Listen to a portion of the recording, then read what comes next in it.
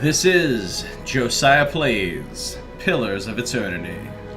So I've gotten some rest. I'm back for a new day of playing this. Not as tired as I was. Work from home, always around, Adam says. That's good. That's awesome. It's nice not having to go into an office or somewhere. So, I was thinking about it. I know you were here last night when I was talking about the whole bugged out stats thing for my character. I don't know that I really care that much about Steam achievements. I kind of don't. So I might just use the console, the in-game console, to adjust his stats back down to normalcy if I can figure out how to do that. I need to look into it.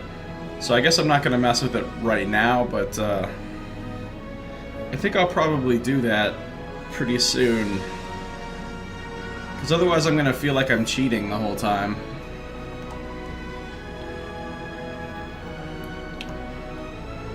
Anyway, let me begin. You know, I could hit that continue button to probably just go right to the correct save, but every time I feel like I need to, like, carefully look at my saves and choose the right one for some reason. I don't know why. Maybe it's because back during some part of the backer beta they told us don't use the continue button, it screws things up. Manually load your game. So even though I assume that's fixed, you know, old habits or whatever.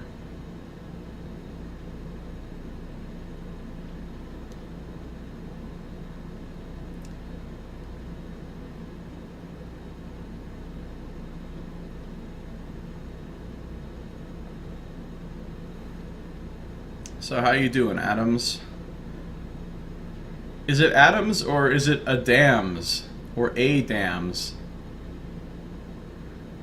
Because you've got that N in there.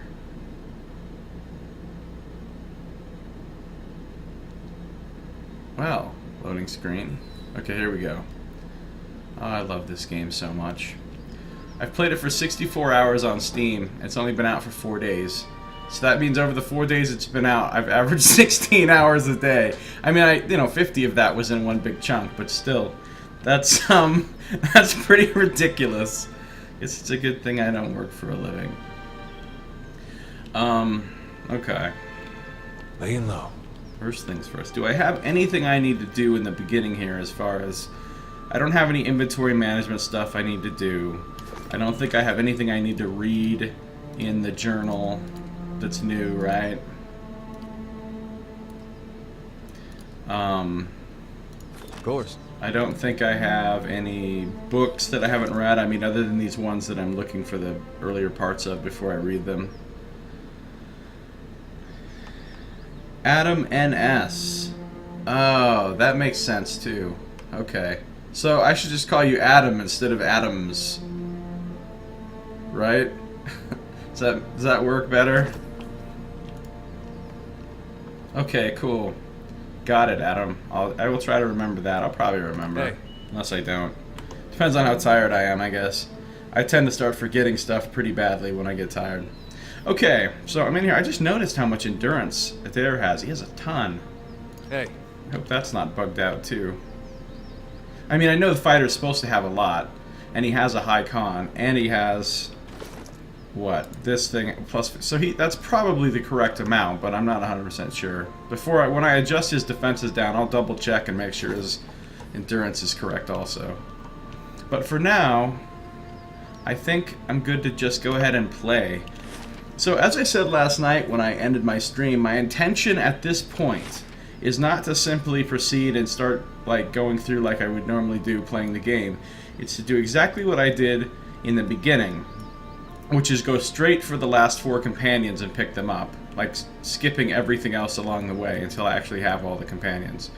So there's one right here in this map, so I'm going to go get her. I don't know exactly where she is, but I think she's somewhere along the road, so I'm just going to go get her. So this will probably be a couple of hours at least of just walking around, going to find companions and having conversations with them. So that might be a little bit boring. But, of course, then I'm going to have to decide. The reason I wanted to get all the companions up front And so I could decide which ones I liked the most. So I could decide which ones I wanted to actually have in my team. So I could have my... Oh, there she is. Okay, that was easy enough. Hush, Itumok. We'll just wait a little longer. And she's got a very handsome-looking, very large white fox there. So this is the dwarf female ranger, and she looks pretty cool, doesn't she? North to Cadnua, west to Defiance Bay. Well, hold on. Let me just get this real quick first. Huh? So there is not using the defender. Okay. Cool. Well, yeah, let's do this. I don't really need to save again since I just had a save right there, but what the hell. A dwarven woman, dressed in skins and hides, leans against the road marker. Her face is turned down, her eyes darkened by a thick stripe of face paint. She's sharpening a bone arrowhead with a scrimshaw-handled knife. Her attention, however, is focused on a bear figurine between her feet. A large, white-furred fox standing at her heels looks up at your approach. She looks pretty cool. I like the fact that they designed one of the dwarf cultures in this game. They're very much, I mean, they're obviously not exactly like Eskimos, but they're very much based on sort of northern Canada and Alaska type First Nations people, but dwarves. So that's going to be a pretty interesting culture to explore, and she's a member of that, so we'll get to explore it through her, obviously. Anyway, I thought it was a cool idea, so let's talk to her. Easy, Itumok. It's not him.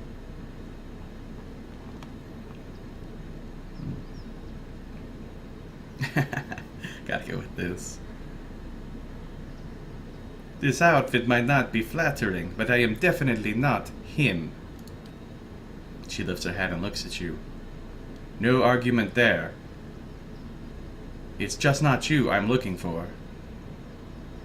Take me a second to get a voice for her. Short version? I'm looking for a very, very old friend. I'm not sure what skin he's wearing now, but I'll know him when I see him. She doesn't have a very distinctive accent of any kind, so that'll make it both easy and hard to voice her myself.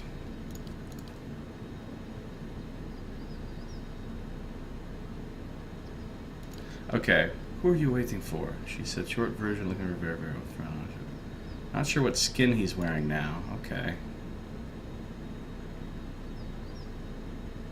Can I help you find him? She starts... Wow, okay. She stops sharpening her arrowhead and slowly folds her arms. That's an interesting question. The last helpful stranger only succeeded in lightening my purse. I think I'll handle this on my own. Your friend is supposed to meet you here? That's what I heard. Of course, the man who told me so was carrying a staff he claimed was made from dragon bone, but I know whitewood when I see it. That should have been my first clue, but I had to try something. She rolls her eyes and shakes her head.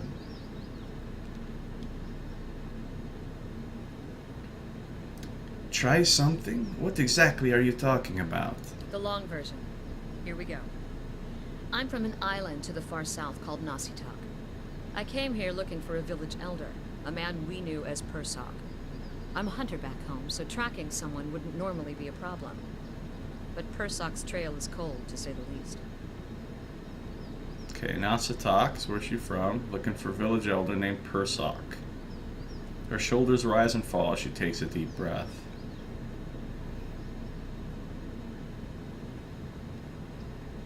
How long have you been looking for Persok? Her painted brows lower, and her compact, muscular frame sags for just an instant. 5 years. Why can't you find him? There can't be many of your people in the Deerwood. He died when I was still a young girl. Forgot to mention that part, did I? I'm looking for his latest reincarnation, which could be anyone. Ah, his latest... That's going to be pretty hard to find somebody then. Wow. He's actually dead, and she's looking to see who his soul has reincarnated as. Yeah, like she said, could be anyone. That's going to be tough. So you've been searching 5 years for a stranger you barely remember? Who could be anyone now? That about sums it up. She gives you a slow, thoughtful nod.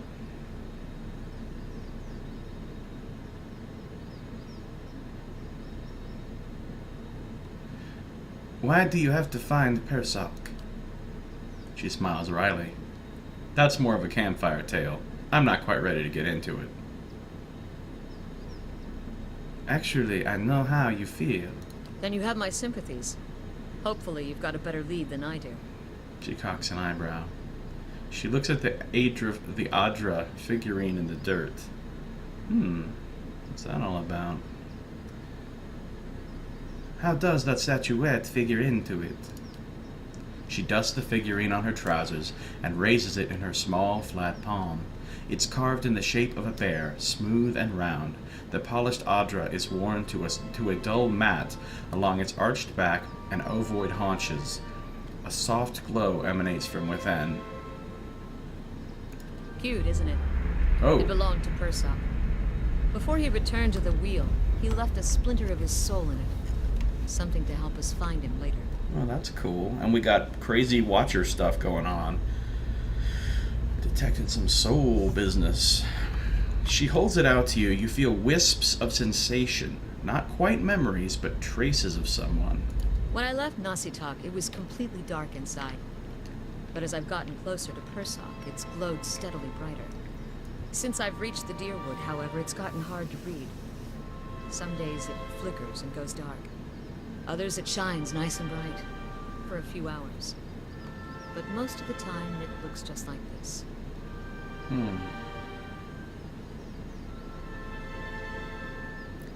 I could take a look at it. I've heard that one before. Whole reason I'm standing here is because some so-called Watcher from Forkvale told me he could take a look. For a few Golden Dukes, of course. Gotta watch out for those false Watchers. Charlatans, snake oil salesmen. She eyes you cautiously. I was on my way out of the Balmarsh when I heard talk of a traveling mystic who could supposedly see souls. I knew it was a long shot, but what did I have to lose? I went to see this fellow and gave him the Adra figurine. He made a big show of moaning and rolling his eyes, and after I'd given him 5 Golden Dukes to lift the shroud, he told me to seek the crossroads in the field between the Wolf's Lair and the twining trees. What's the Wolf's Lair? Defiance Bay. Locals call the current Duke Wolfgren. Sounds like he'd be fun to drink with. Huh. Is Twining Trees a real place? He meant Twin Elms. I haven't been there yet, but I hear they have some especially memorable trees. Go on.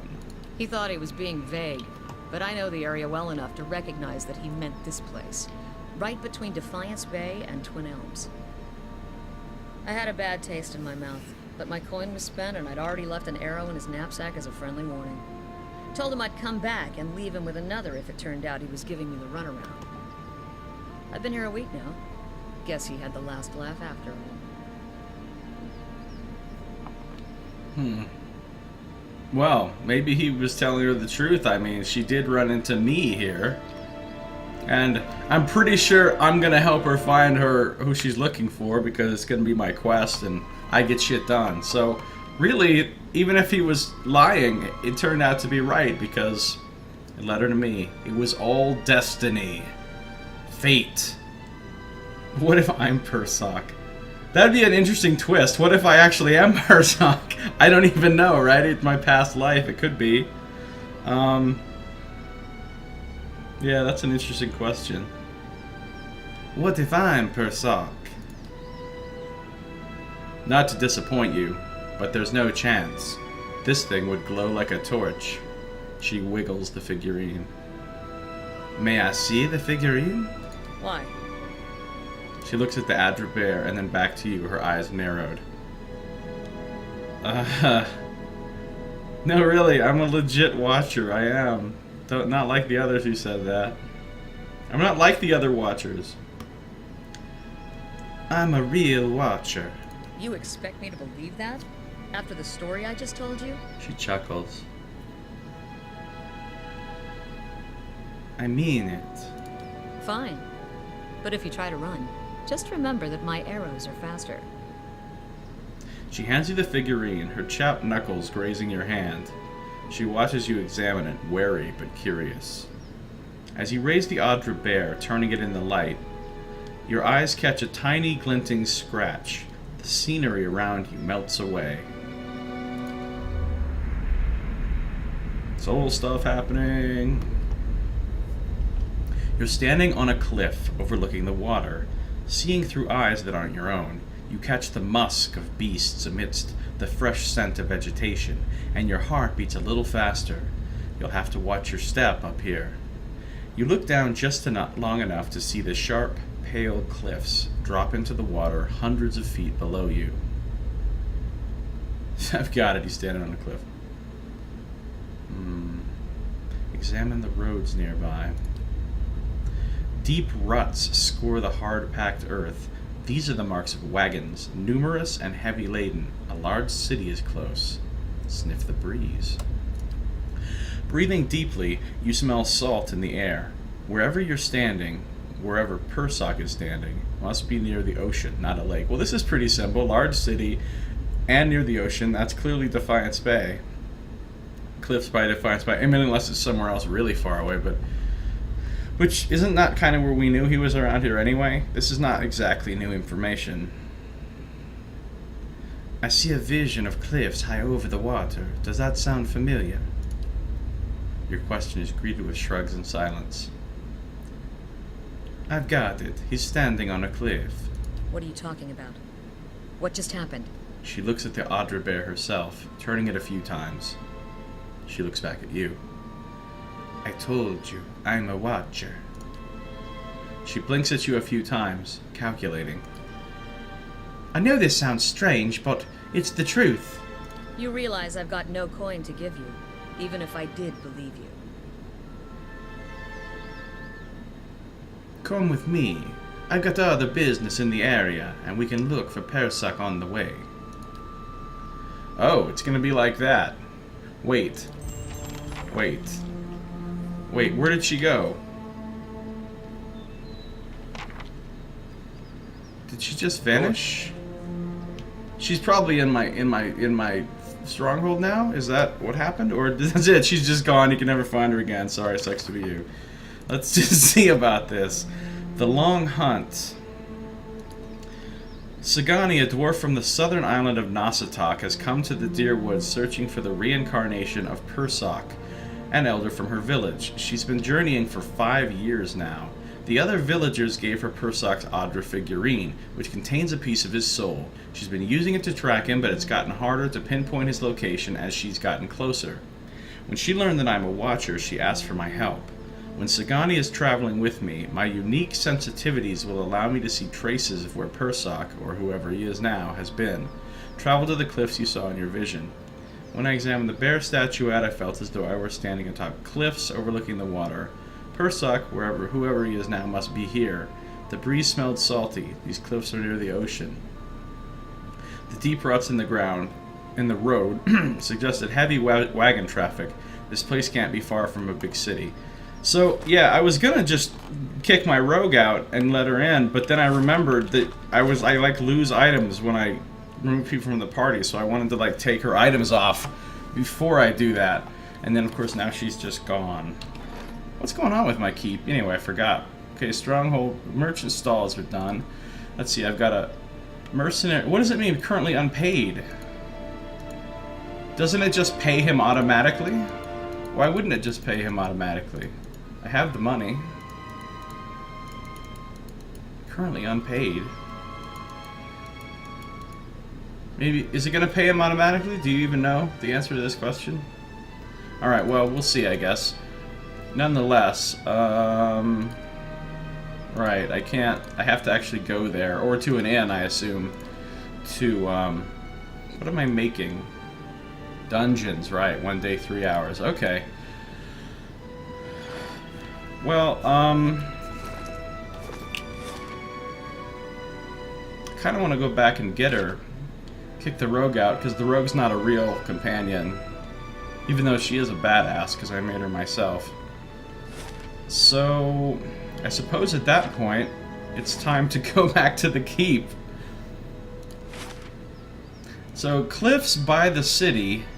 I don't think there was any cliffs at Onslaught Compass, so maybe it's over in, you know, somewhere Otterone Bridge or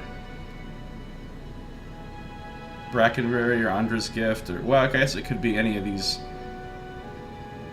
So maybe it's like Andra's Gift, because that seems to be like where the bay is. But anyway, doesn't matter. We'll find him when we find him. What I want to do, I guess, You know. let's just go this way. Just a quick save. You blame unions? You blame unions on what? That probably made more sense if I remembered what I had said that you were responding to when you said that. I've already forgotten whatever I was talking about. Okay, so now I can go to Etowon Bridge, but I don't particularly need to at this point. Well, I mean, yeah. Okay, let's just go back to the... I'm gonna go back to the Stronghold real quick, back to Cadnua. Because I would actually like to have her in my party right now.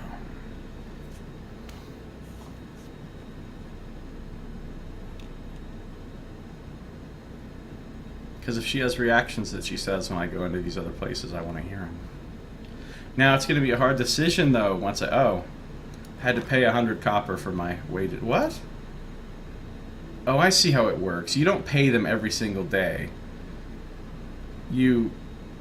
Like every what, 5 days maybe? Because I have 2 of them, so I'm spending 20 copper a day. Just charge me 100 copper. Or was that the first initial pay that I had to? Oh, not getting paid correctly. Right. You blame unions for... No kidding, right? Pretty soon my hirelings are going to be on strike. You know, I have a lot of money. Maybe I should get one more, just in case.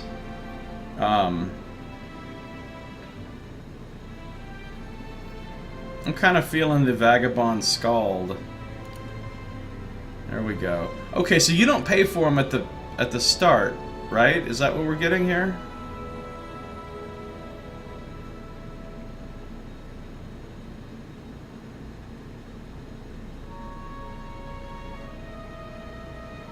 Screw it, I'll get one more. So now it's going to cost me... They're going to charge me 100 pretty soon for the initial pay, and then after that, with 4 of them, it's going to cost me 40 copper a day, which is kind of expensive, but I'm sure I'll make it up once Okay, so now I can party and manage, but I don't want to do that until I have... How are we doing on my dungeons? 10 hours, cool.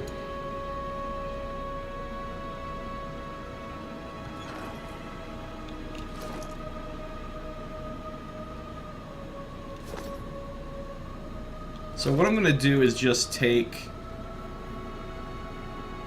I'm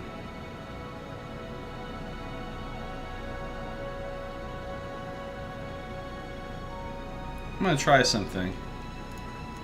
Does that work? Where'd those traps go? There they are. Okay. So shift clicking stuff automatically moves it to your stash. That's cool. Hopefully. I'm not, like, disintegrating these items. Just in case. I don't want anything to, like, vanish when I... But all their stuff is still in existence, right? Okay, yeah, it is. Cool. Cool, cool. I don't like the fact that, like, my good consumables that I actually like real potions and stuff, are mixed in here with all this, like, cooking ingredients. That should be, like, 2 separate tabs, in my opinion. But I guess it's not a huge deal. Okay, so she doesn't have any items, so now I can safely kick her out of the party.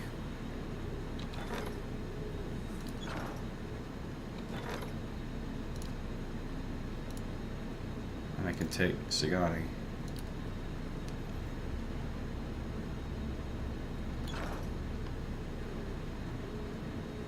Alright, here she is, an Itumak. Got my very own... Is that as fast as he moves?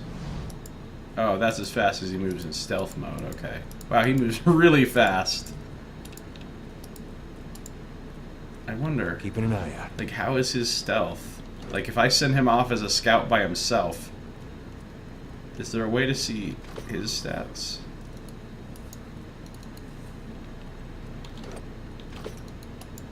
Or does he just have the same stealth as her automatically?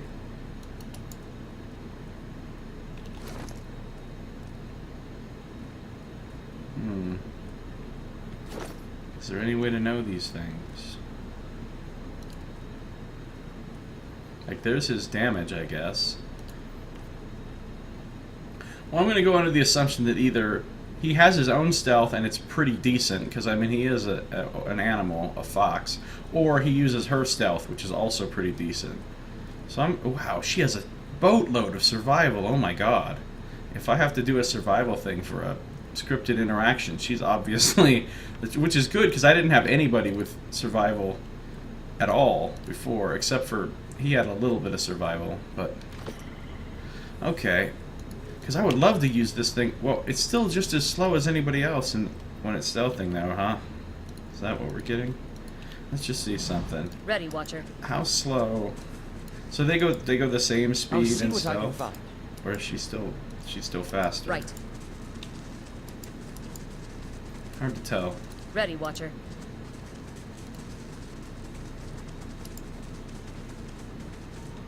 Yeah, I don't think its increased speed actually helps it when it's sneaking. But still, it'd be a great scout because it could sneak ahead and then it can aggro stuff and then it can run away really fast. It's even better than Kana running away fast. Point the way. Anyway. Wow, it has a lot of health, doesn't it? That's a tough little fox. Has more health than anybody except for the, oh, well, she has more health, too. How tough is she? Point the way. She only has a 12 con. Rangers just must get a lot of health. Wow, that's a lot of accuracy. Holy crap. So, Sagani. She looks cool with that paint across her eyes there. She's not very mighty, unfortunately. Or very... Why does she have so much perception? What is she going to do with that perception? Interrupt? Come on. So, like, her stats, like, if I built my own ranger, you know, they would do a lot more damage than her, obviously, but, you know, the companions, you take them along for the story, you know they're going to kind of suck compared to, like... Faithful Companion, plus 15 defense against Dominated, Confused, and Charmed. Fahrenheit, what level is she, first of all? 5th. What? It's okay, she comes in at the same level as us. That'll probably be the case for all the companions, I imagine. That when you find them, they'll just be whatever level you are.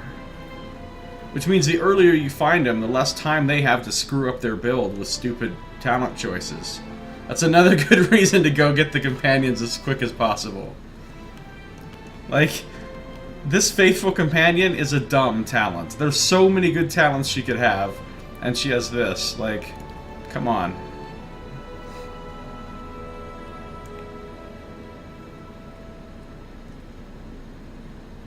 Let's see, she has that, she has some fine hide armor. Hunter's Instincts, that's her racial ability.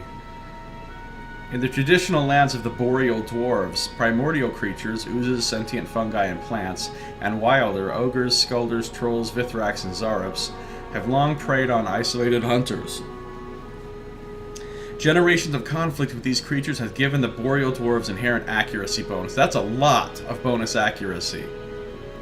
So she would be really good against any of those types of creatures. Too bad it's not shadows, because shadows are the pain of my existence. But ogres and trolls, actually it's a lot of different types of creatures, so that's pretty cool. Actually, that's a pretty cool racial ability, to be honest. Marked prey, what else does she have? Once per encounter, she designates a target as prey, range of 20 meters, giving the ranger and animal companion a damage bonus against that target for a long time, 31.5 seconds. Plus what? Wait, what? That's kind of amazing. That is a lot of extra damage. Oh my god. And the animal companion gets it too? That seems pretty good. And then especially if, like, like fighting something that she's got the plus bonus against, she's gonna tear like an ogre up. I happen to know where an ogre is. I really want to kill that ogre too, because I know what the quest reward bonus for killing that ogre is, and it's something I very much want for my character. Because that's the little tiny slice of the game that was in the backer beta, so that's the one part that I actually know about.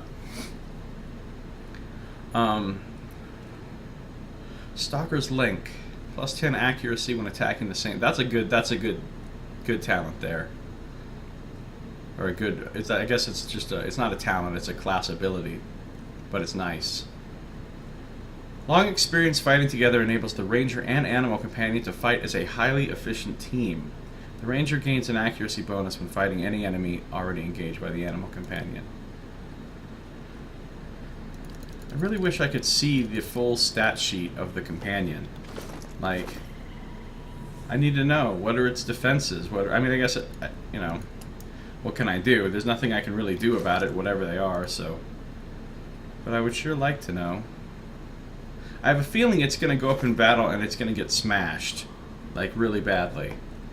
That's my concern with the ranger, is the pet's going to die too fast, and then the ranger's going to get this big debuff. Anyway, where was I? I was looking at her stuff. She has good stealth, good-ish. Not as good as my rogue, of course. Not as good as me. But she's on par with the rest of the party, basically. They all have 4 or 5. She's got 4. Oh, he only has 3. So yeah, her stealth is sufficient. And she has all that survival, which will be useful when I have to do survival checks in scripted interactions. She's got it covered. Okay. Right, we read about Hunter's Instincts and Marked Prey. Stalker's Link. She's got her Arctic Fox. It sure would be nice to get more stats on that thing, but okay. And Wounding Shot is her twice per encounter ability. It's a 10-second hobble. Primary attack plus ×1 damage inflicted over time. So does that mean she gets her full damage applied again as a dot over 12 seconds? Because that's pretty good. Like if she shoots something for 30, it takes 30 now and it takes another 30 over time. That's a pretty powerful attack. As he or she would with fleeing prey, the hunter aims for a spot that will slow the target enemy's progress, hobbling the target and inflict, and it's raw damage too, so that's not going to get resisted by anything over time to it. And it's twice an encounter, so that's not bad. Like, she seems like she'll probably be pretty decent. She's not going to put out the damage my rogue did, I'm assuming, but still. Oh, and she has weapon focus and hunting bow, just like my rogue did. Nice. And then she has this awful talent. I mean, if they both got the bonus, I guess it might be kind of okay, but only the animal companion... Oh, wow. Bonus versus confused. Actually, confusion has been tearing me up, so I guess I can live with that. Active effects. Animal companion combat bonuses. Oh, wait, look. I was wrong. Here they are. These are the stats for the pet. Wow. Dem 10s. Oh wait, here we go. As the ranger gains levels, his or her animal companion gains additional damage reduction, accuracy, and damage. So right now it has plus 1.5 damage reduction. That's not very much. Times 1.12 damage and plus 3 accuracy. Well, okay.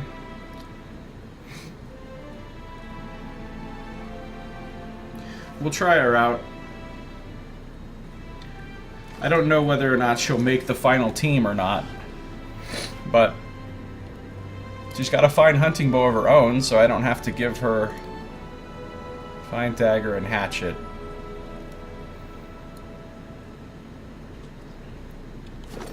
I will give her... She's not going to use a fine dagger and hatchet, though. That stuff's going right here. I will give her this fine spear that the rogue was using. 69 accuracy with that thing. That's no joke, really.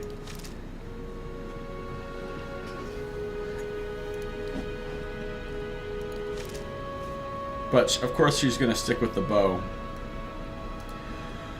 Do I want her in this hide armor, taking minus 25% recovery speed? Not really. She looks cool in it, don't get me wrong, but where is she? Point the way. I was like, she moves really fast, and I remembered I have fast mode on. Like, wow, how does she run that fast? Okay. Yeah, she looks cool in that hide, but that's a lot of movement speed reduction if she's going to be in the back rank not getting hit, hopefully. What could I give her instead? Maybe a fine... I don't really want everybody wearing fine robes, though. I could just put her in clothing. I should just put her in clothing. Clothing. Robe. Let's just try some stuff. Plate? No. Simple clothing.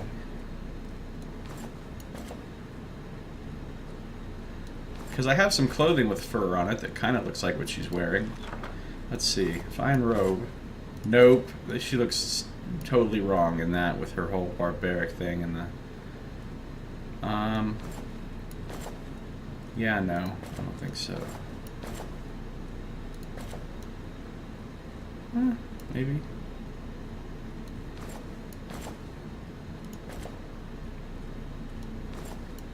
I think this is the stuff right here. It has some fur, like feathers or whatever the hell that is on there. Feathers, I guess. So now, she won't have that recovery speed penalty. I mean, yeah, she has no damage reduction, but whatevs. Ideally, she's going to be avoiding getting hit if I play things correctly.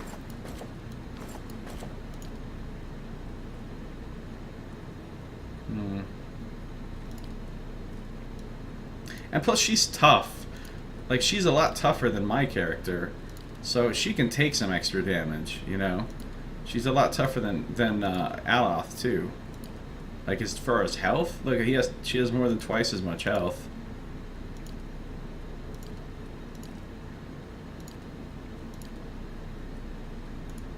So yeah, I think we'll leave her in that for now. What about other items? Do I have anything else I can put on her that I took off the rogue? Like this cloak right here. And this belt. And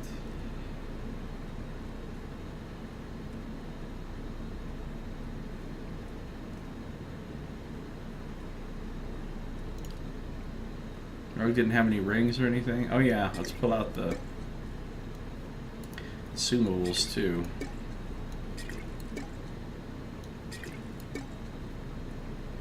She doesn't have any mechanics though, right? So she won't be setting any traps. So now the default trapper of the party, of course, is my character with my 5 mechanics. So let's get those traps back out. I'm going to let her carry around the gold rot shoe, though. I'll be the trapper. I mean, I haven't used any traps yet, but does the shift thing work the other way around? No, it doesn't. But I may use them as soon as I encounter something that's so tough that I really feel like I need to have the advantage of traps. Okay. There. Wear some stuff.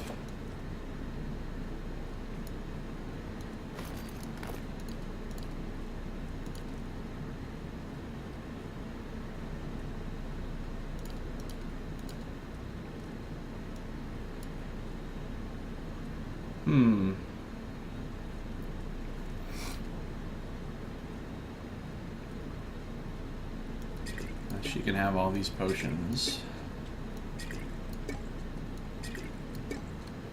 Okay, life's good. Nice horns. Are you talking about Durance's ridiculous-looking helmet? And by the way, hi, Jen.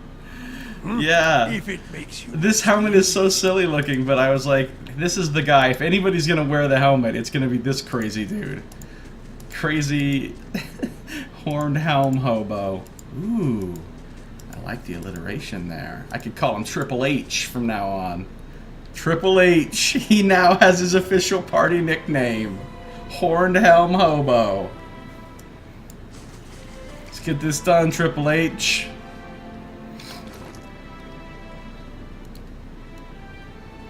He looks so silly. I think what makes it look so silly is just the design of the helmet. Like, the fact that the helmet doesn't come down and cover any part of the face. So you've got the horn sticking so far forward, but then the helm, like, you know, all this area here is uncovered. I think if the helm was a more normal design that covered, like, you know, the sides of the face too, it wouldn't look nearly as ridiculous. Also, I think the amount of his forehead that it doesn't cover also makes it look ridiculous. But like, you can trust me. Like, in other words, if it was more of a full helm and it covered more of his forehead and the sides of his face, then the horns wouldn't look silly. But the way it's designed, they do look silly. And yet, somehow strangely appropriate for Triple H here. Okay, I just got a new companion, Jen, which means a whole bunch of reading is about to happen. I just got Sagani, who is... Do I have anything in my lore book about the... I really don't have anything in here about the races and cultures, right? Well, she's a boreal dwarf, which means they're basically dwarves that are modeled, apparently, very heavily on northern First Nations kind of people, like, you know, northern Native Americans, Eskimo type folks. I'm here. Sure. She has a pet, Itumak. Her cool little... Look at this awesome pet. Almost makes one want to play a ranger if it weren't for the fact that everyone in the backer beta agreed unanimously that they're the worst class in the game. But this pet is cool. Look how fast he runs. Yeah, this is the first female companion I've found. Look how fast it runs. Oh man. Almost wish I was a ranger. Anyway, I'm about to have my initial... I had my recruitment conversation with her already, but now that she's in my group, I'm actually going to have my first time talking to her for real. Well, I don't know if they suck now. They might have been buffed some. But as of the last beta version, everybody said they were the worst class in terms of, well, everything. So we'll see. Okay, let's talk to her. I got my keep now too. This thing right here, this big castle, this is mine. I own it. That's my house right there, Bright Hollow. And I'm in the process of fixing it up. And it's, look at this, you get to do cool stuff. You can build all these different improvements to your stronghold and, you know, fix everything up, and then you get different things, like, and you can hire hirelings to guard it. And then, like, things will happen.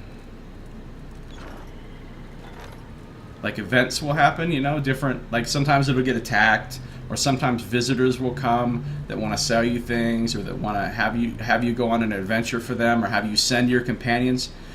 Like your companions that you aren't keeping in your party, stay here, and then they can be sent out on adventures doing other things while you're doing your main quest. Yeah, so it seems like it's going to be a pretty neat. So I haven't fixed up much yet. I restored my house. I'm going to go rest in it here in a second. Right now I'm building my dungeons. I'm fixing up my dungeons underneath my keep so that I can take prisoners. Once you have the dungeons, sometimes when you beat certain enemies, instead of killing them, you'll get the option to take them prisoner. And then you can have them locked up in your dungeon. And you can go down there and talk to them and stuff. And sometimes, like, you know, different, like, neat things will happen. Okay, here, let's just go into my stronghold.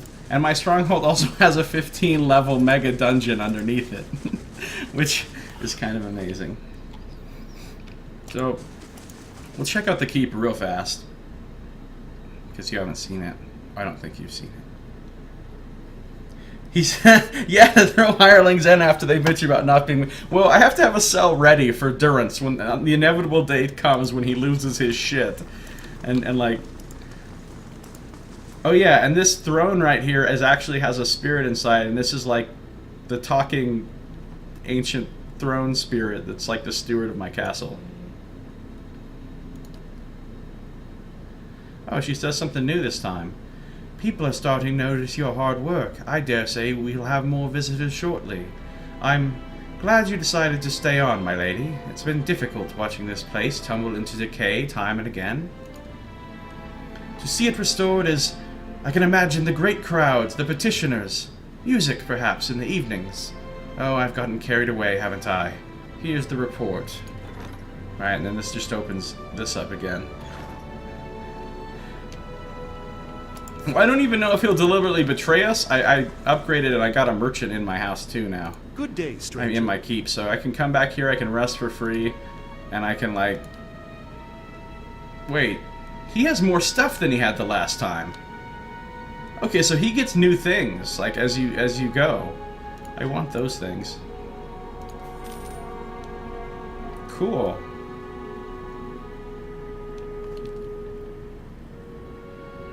I don't know that he's gonna necessarily betray us on purpose. I just think he might go nuts at some point, and who knows?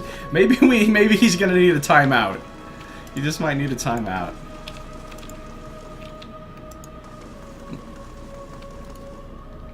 But here are my unrestored dungeons. This is how they are, because everything was all wrecked here, and most of the places here are still all wrecked. So this is how they look now, but pretty soon, in approximately, well, let's see. I wonder what happens if I'm standing in the dungeon when it completes. In 6 hours. It's going to be finished. And this is the first level of the Endless Paths of Odnua, which is the 15 level deep mega dungeon. Of course, you can't just go do it right now, because it's like everything in there gets increasingly harder, so it's like you're supposed to kind of keep coming back to it through the course of the game. But I cleared this first level out, and like, there's a giant statue in here. Oh yeah, and see, look, I have this cool map of the dungeon, and this is going to go all the way down here, and there's going to be 15 levels, and I'll be able to move between them. But this is what level 1 looks like. Yeah, I love this hand-drawn like dungeon map. It's awesome. Look, you see that big hand? There's a giant statue in here, like some gigantic statue, like, I don't know, many stories high or something, that's all buried, and that's its hand is up here, and up outside in my courtyard you can see the tips of those fingers sticking up out of the ground. So this is going to be pretty cool, unlocking all this and exploring down through the depths of this thing.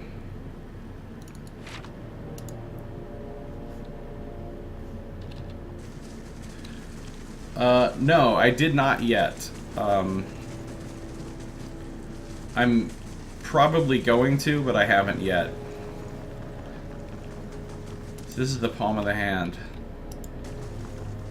And you see, this is what the statue actually looks like. It's made of this Adra stuff, and it's all green and fancy and has this swirly gold stuff. But then when you go outside, the tips of the fingers have been sticking out in the, out in the elements for, I don't know, hundreds or thousands of years or however long it's been. So they look like, they just look like this. It's pretty cool though. Pretty cool. Alright, I'm gonna go in my house now, because I got water flowing in my fountain again. This was like all trashed when I got here. This house was all trashed when I got here. Now I have fresh flowers. These flowers weren't here before.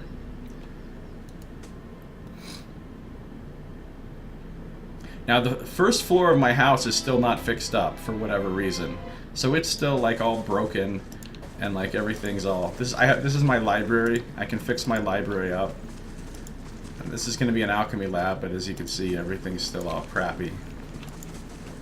But my second floor is fully restored, and it's looking pretty pimp, because that's where my bedroom is. Yeah. Oh yeah, and I have rooms for all my companions and stuff. So everybody's and like so the whatever companions I don't have here, or if I get special hirelings or guests will come, stay, like special guests, like diplomats or like whoever. Hey, of course. And I have rooms for them. And then this is, wait, where's my room? My room's up here.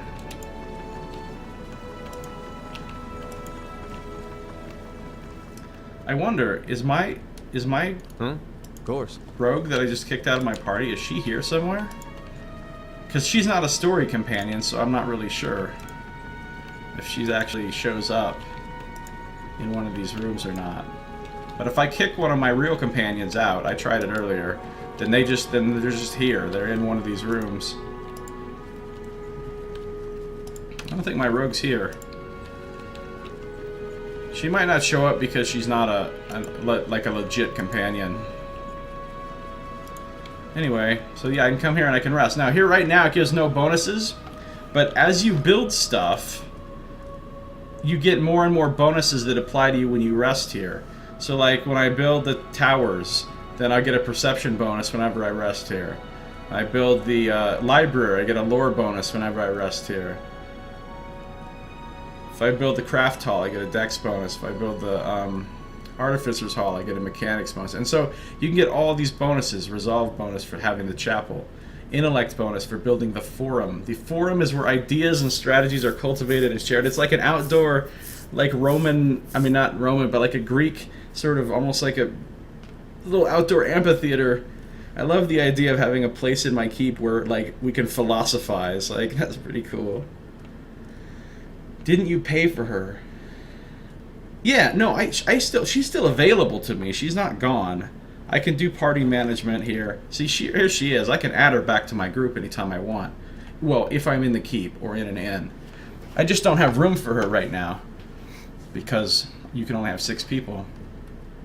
And I'm about to go get the other 3 companions because there's 3 more besides these 5. 2 more are female and 1 more, and the last one is male. I'm going to go get all of them, talk to them so I can decide like which 5 I actually like the most, who I'm going to actually have in my real group. And then the rest are just going to have to hang out here. So anyway, let's rest. Oh, it's so homey here in my stronghold. I had to kill a lot of stuff to clear this place out and take it. And my dungeons are done. I should go down and see what they look like. Alright, people. Hirelings, companions, don't act up. I officially own dungeons. Do not piss me off. Now I can decide what else I want to build. I'm kind of running low on money. Well, not really, but I mean, I'm spending a lot on this stuff. What should I build next?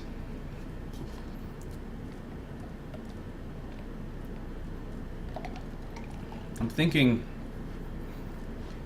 the library would be nice. Oh, I have to have the Western Barbican to build any of this cool stuff. I can build a hedge maze, and if I have a hedge maze on my ground, then I get a bonus to stealth upon resting here. It's kind of cool. Ooh, a botanical garden. Allow my stronghold to generate a random plant every turn. Oh, the Warden's Lodge. Once you have the Warden's Lodge built, you can get these bounty quests here. That's pretty cool. And I can finish upgrading my house itself. This is the stuff down on the lower floor. If I upgrade all this, that it won't be all trashed anymore. And then your thing has prestige and security, and I don't exactly know how those work. But anyway, different things raise them, you know. I think I want to build this Western Barbican, though, first. Because that's the requirement for a lot of different things. Bars the passage of invaders coming across the what now? The Isometric River. That's probably totally not how you pronounce that.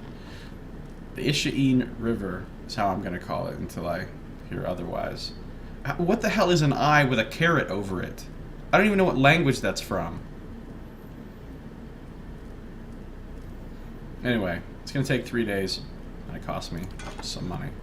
So let's get building that. And then now that I'm here, I still don't get any bonus for resting here, but that's okay. Now I'm actually going to talk to my... Oh, see, she wants to talk to me. So normally you can talk to your companions anytime just by clicking on them, and then you can talk to this thing. But sometimes they have a specific conversation they want to have with you. And they said, unlike in like the Baldur's Gate or other games where the companion will just interrupt you in the middle of whatever you're doing and suddenly be like, let's talk about this. And they're like, well, the problem was sometimes they would do that at really inappropriate times and it would seem silly. So now they just do this. They're like, hey, I want to have a conversation with you about something, but you can initiate it in your own time. So let's do this. I'm going to quick save first, just in case I screw the conversation up somehow. Sagani dries up beside you, her fox following at her heels, and takes a seat next to you. Really? We're in the bedroom. With everybody else watching. Aw, yeah! Woman on dwarf plus fox romance option. Let's do this. Even if you are putting one over on me, it's nice to have a hunting party again.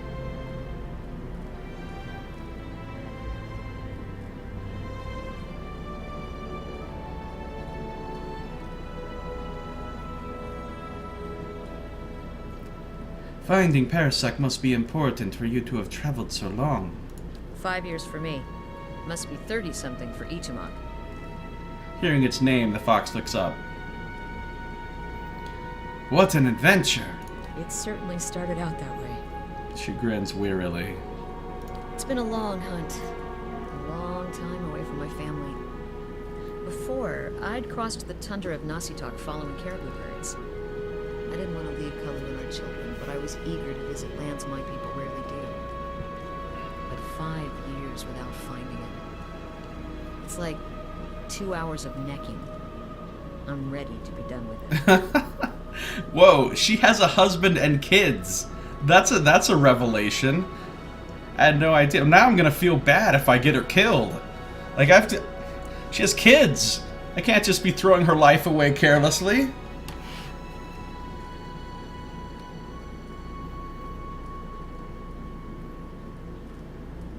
And she's been out on the road hunting for 5 years because she's trying to find her former elder who has died and reincarnated as somebody else, and she has no idea who. So she's looking for somebody who's reincarnated who could be literally anybody. So that's one of those quests that's going to take a while. She's just a bow hung over her shoulder. She scratches at a callus on her middle finger. Why do you have to find Persak? Soul recovery is an old village tradition. We call it the Tarnek Elitsak. Once in a generation, we seek the soul of a much respected and long dead village elder. We tell him what's changed in the village, how people remember him. The only other Tarnek Elitsak during my lifetime happened when I was a girl, not long after Persak died. We feasted on blubber and fermented milk for a week, and we honored the chosen huntress as a hero. Blubber and fermented milk. Now it's a party. Wow. Well, we do not have blubber and fermented milk here at Cadnua, but I'll see if I can get the cook to bring some of that in.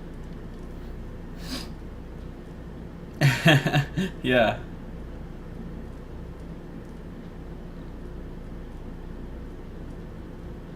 This is kind of cool, though.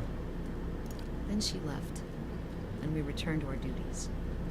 We still sang her name to the skies during festival season, but we otherwise didn't speak of her.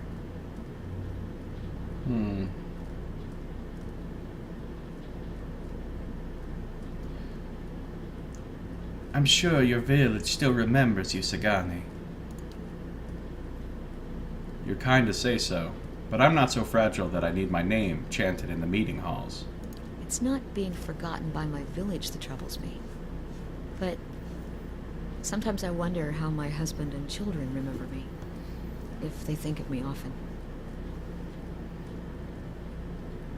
Don't worry, Sagani, your kids have a new mommy now. That'd be a horrible thing to say. Sometimes the game will just give you a dialogue option and it'll say cruel after it that is just horribly mean for no reason. That would have been a good place for one. Of course they do. They must.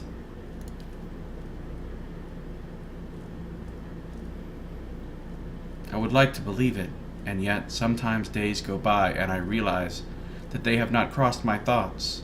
Such days are rare, but they happen. She looks away, tugging at the strap of her quiver. It shames me to think of it, but more than that, it scares me. Still, there's no point in dwelling on it. More often I find myself wondering whether Persoc will remember us. You claim to see souls. What do you think? Do you remember your past lives? She gives you a sidelong glance. Yes, in fragments. She leans a hair's breadth closer. Really? What's that like?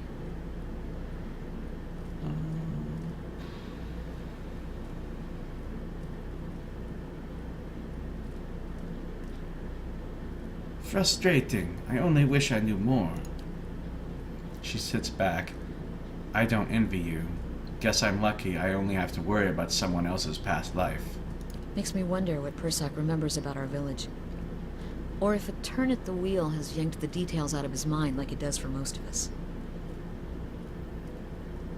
Yeah, right? I mean, her kids, 5 years is a long damn time for kids growing up, you know? I don't know how old they were when she left, but... yeah. Not the best mother, to be honest. I'm just saying. We'll see how she is at killing things.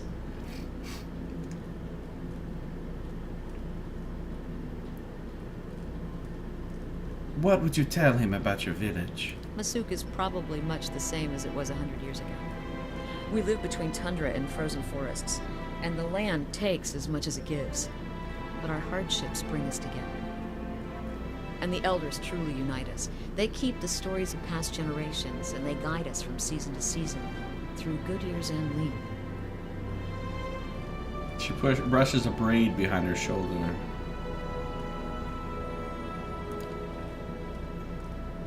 Itumak brushes against her hip, and she scratches his head. Recently, there's been a lot of good years. My aunts say we've had fewer clashes with neighboring villages thanks to the hunting territories that Persoc helped establish.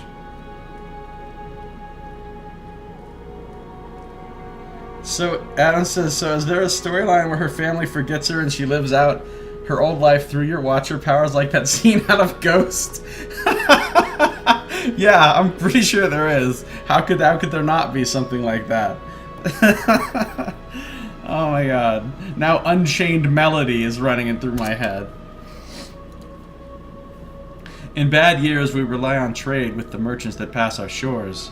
We exchange walrus tusks and seal pelts for grains that last us the hard winters. Persoc brokered a lot of those agreements too. She holds up the bear figurine. He got this from one of the Amawa ships that used to trade with us.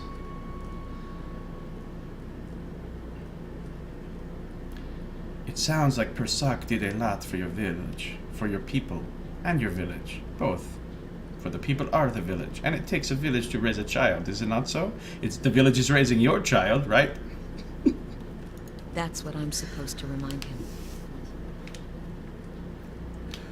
She shoves the Adra bear back into her caribou skin pack. That's what I'm supposed to remind him.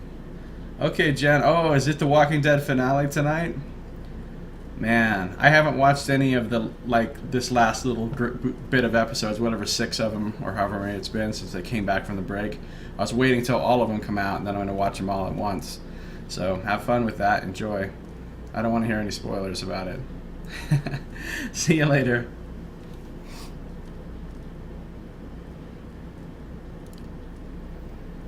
Sounds like you're on a hunt of your own, though. You feeling the thrill of the chase? Or ready for this to be over?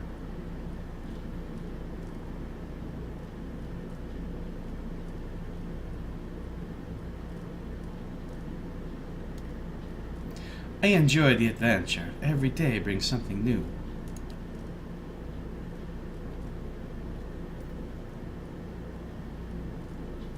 She smiles. Refreshing, indeed. She rises and stretches, looking around. Might as well keep moving while we've got some daylight. I'd like to talk some more. Whoa. Okay, apparently I have a lot of things on my mind. What's on your mind? I want to know about your homeland. Nasitak? She rubs her nose with one broad finger. It's a big island in the middle of the Deadfire Archipelago. Whoa, she's from there? Remember when we were reading the book? I say this like as if everybody's seen all of my entire 60 hours of this thing. But anybody who has, remember when we were reading the book about the Deadfire Archipelago monsters? And they were like super scary and badass? I was thinking whoever lives there has got to be pretty tough. So she's from there. Well then, she's used to some extreme conditions then. Just off the coast of the White That Wends. That's a cool name for a area. Tundra mostly, with a few snow-covered forests in the warmer parts. Most of us live in fairly small villages, by standards here anyway. Mine is Masuk. What's Nasitak like? She shrugs. Cold, but not as cold as the White That Wends. The few kith who visit Nasitak find it sparse. But there's plenty to sustain a village if you know where to look. She ticks the items off on her calloused fingers. We get hides and meat from caribou, seals and small whales, bone too, which makes fine bows and arrowheads. Community's important to us. We survive or perish together, so everything we do, every week-long hunt, every wall we build, is for the village. Who lives there? Mostly Enutanic, like me. People here call us boreal dwarves. Migratory clans of Glamfellan from the White That Wends sometimes spend the colder seasons on Nasitak, but we don't see too many other foreigners who can tolerate the elements. She pats a weather-bronzed arm. Those of us born in Nasitak like to say, we have a hardy layer of sealskin just beneath our flesh. Tell me more about Masuk. We're a tundra village. To an outsider's eyes, we're probably not much different from the others around us, but our elders have stories that go back hundreds of years. Epic hunts, battles with neighboring villages, sojourns across the sea. We share these stories too. That's all. She nods. What's on your mind? What do you do back in Nasitak? I'm a long hunter. I stalk game across the tundra with some of the other wives. We usually hunt caribou and oxen, but we find hares and birds too. It's a good and respected position. To see so much of Nasitak in the company of my friends and sisters, this is one of the pleasures of life in Masuk. Tell me about Itumak. She scratches behind his ear. A good hunter, but not much of a talker, and that's been fine by me. When we hunt in Nasitak, we almost always bring our foxes with us. They help us track and flush game, and they're fearless defenders against bears and snow leopards. Foxes that are willing to fight bears! Those are some no-joke foxes right there. Those foxes are like foxes of doom. Clever Itumak has always been my favorite. He wags his brushy tail. You have a family back in your village? Of course. We'd never send a woman who hasn't had the chance to find a mate and have a couple children of her own. Aren't you worried that your husband will... Are you kidding? I'm the best shot in Masuk. I see what you did there. Her husband's afraid. He knows better than to piss her off. What's your husband like? Kalu's a good man. He's raised our children well and built us a strong home while I've been away on hunts. Our parents chose us for one another when we were still young. Not the way things are usually done here, but ours chose well. She smiles.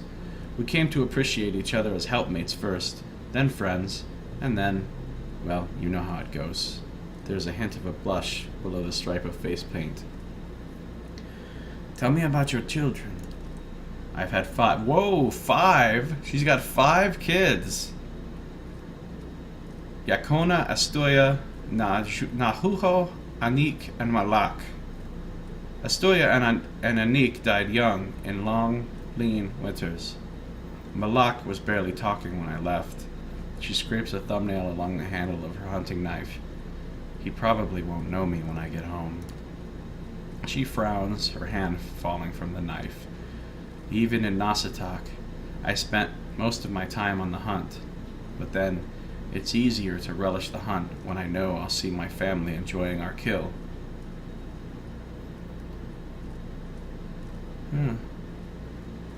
That's all. She nods. I'm curious about your search for Persak. I'll tell you what I can, but Tarnak Elite Sock pilgrimage like mine are rare. Why do your people have this tradition? She pulls the bear figurine out of her satchel, running a finger along its smooth back. It's something we've always done. The elders say it was first begun to forge ties with other villages. It's hard to fight over caribou herds when you see someone you respect on the other side.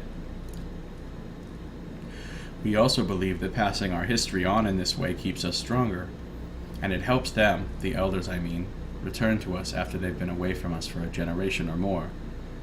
They can use the experiences they've accumulated over lifetimes to lead the village again. Oh, that's kind of cool, actually. That's a cool idea. Are elders usually reborn so far from the village? Most often, they return somewhere in Nasatak, a member of another village. Or they're reborn among the Glamfelon of the White That Wends. That's the Pale Elves, by the way. I'm pretty sure that's the Pale Elves. Even so, it's hard to say what's usual. A mischievous grin crinkles her eyes. When my grandfather was a boy, the elder came back as a polar bear. The huntress chosen for the task had to recite half of her village's deeds while running from the beast. Her expression sobers. Even so, there have been journeys longer than mine. Some last decades, and the huntress doesn't always return. What happens when the elder is found? That depends on the man or woman he's become. It's easiest when the rebirth happens in another village of Nasatak, where the tradition is understood. Even in the White That Wends and the southern islands of the Deadfire Archipelago, people understand this custom and will welcome you politely enough, even if their souls do not remember. She shrugs. But sometimes you will find someone whose soul has no memory of the village, and you have to tell him of people who remember him still. As disheartening as this is, you hope that the reminder will aid his soul in a future life. How did you get picked to come search for Persak? She grins. Another old village tradition. The villagers, the elders, watch the caribou migrations and cast seal bones to determine the right time for this journey. When the omens were determined, all the village wives drew shark teeth. We're the ones that go away to hunt and fish, so we're the best suited for a task like this. Anyway, I grabbed the little tooth. She frowns. Traveling so far is a rare privilege for us, but as you can see, the journey can be unpredictable. What are your thoughts on my search? She frowns. Helps to know what you're hunting. You've got a lot of tracks to follow, but where they'll lead is anyone's guess. Let's move on. Alright, well. Point the way. I think that's probably everything, yeah. Cool, well, we've gotten to know Sagani. She seems like a pretty cool companion.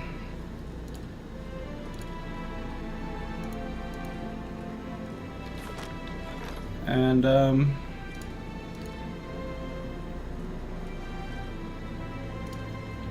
alright, I need to get out of here. We just rested, right? Let's rest again, just to be on the safe side.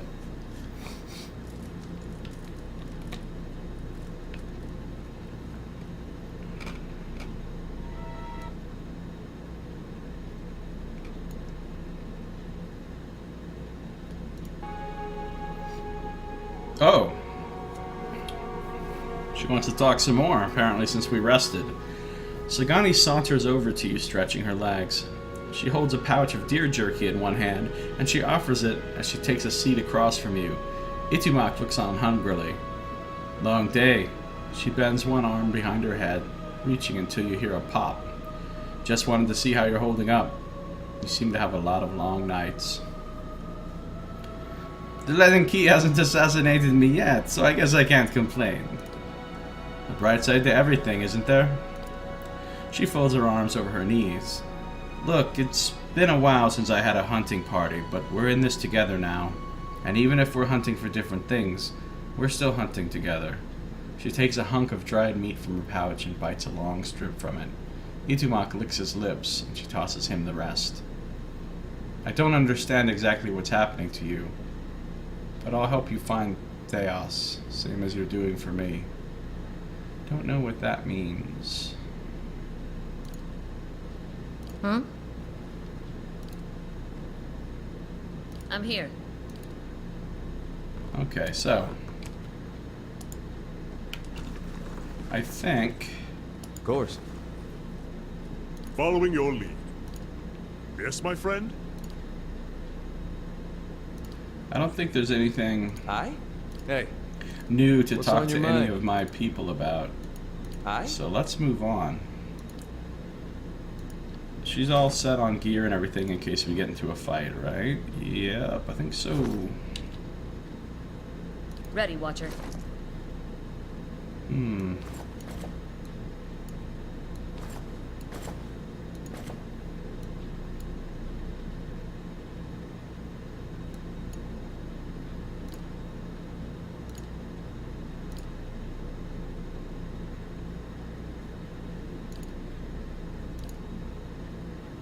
I'm gonna give him this cloak. And then he doesn't need the healing bonus. Like, somebody else can get the healing bonus that could actually legitimately benefit from it. I mean, whatever, the reverse of what I just said.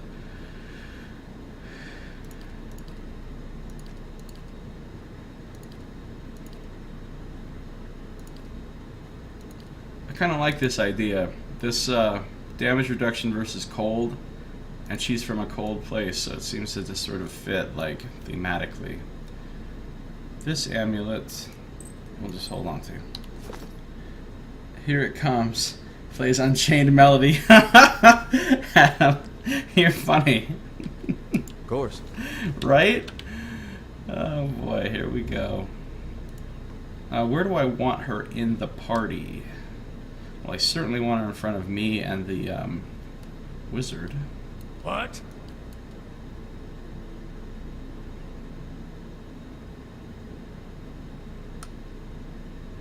Yeah, kind of in the middle seems like the good spot for her. All right, then.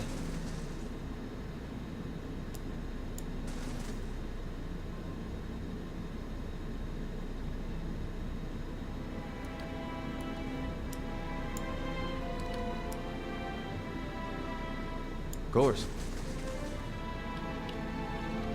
Okay. I'm here.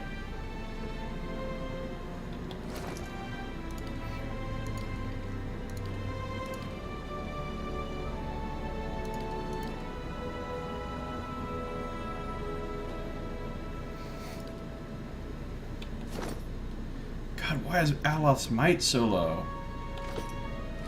You know how much damage he'd be doing with some of those wizard spells if he actually had high might?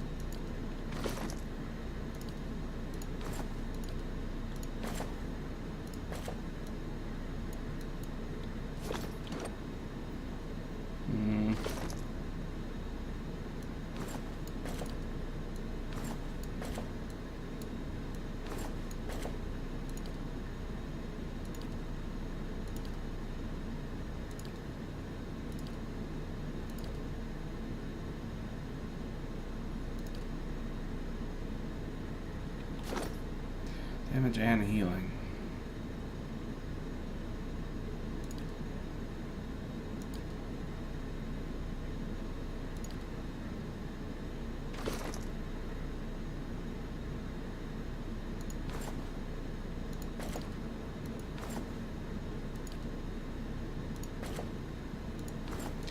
Maybe Durance needs it the most.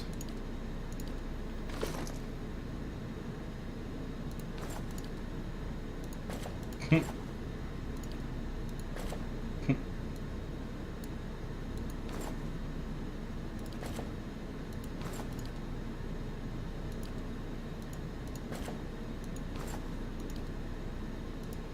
know who I look like right here? I look like a female version of Catterley. There's a character from the Forgotten Realms from R.A. Salvatore's novels called Catterley. And he wears like priestly monk robes with a big hat with a feather, and he uses a crossbow. Totally a female Catterley right there. I'm not gonna wear that hat though, because you know what'll look really ridiculous is that hat on the Ranger. Come on, that's just silly talk now. Oh, it looks ridiculous on Kana too. On your word. What has he even got going on?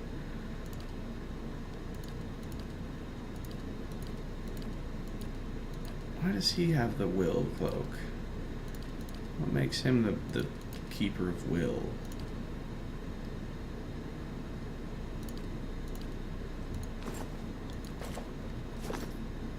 On your word.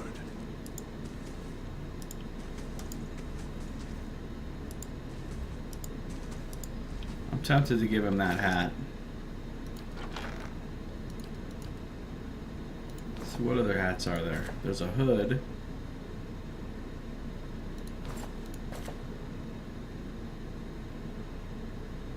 There's a tricorn hat. That'll really look stupid.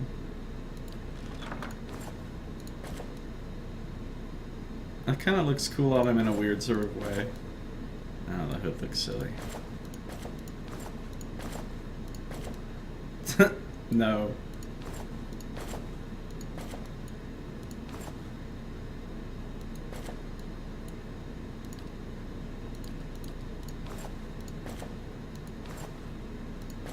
Want a tricorn hat? No, that's dumb.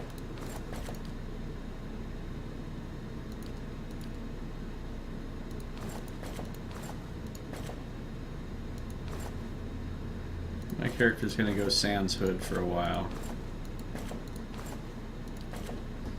I'll just carry my hood around.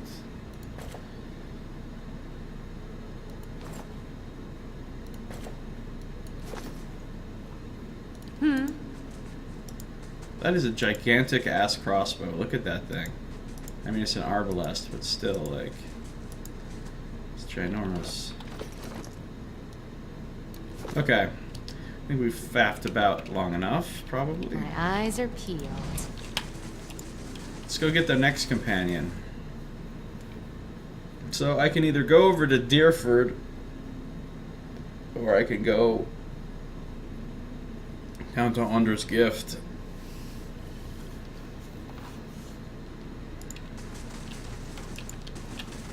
Hey, there's my Vanguard soldier. Which other guys do I have? I have a Vanguard soldier, a blooded thug, a mercenary. How come it says currently unpaid on some of them? And a vagabond scald. Where are all these people?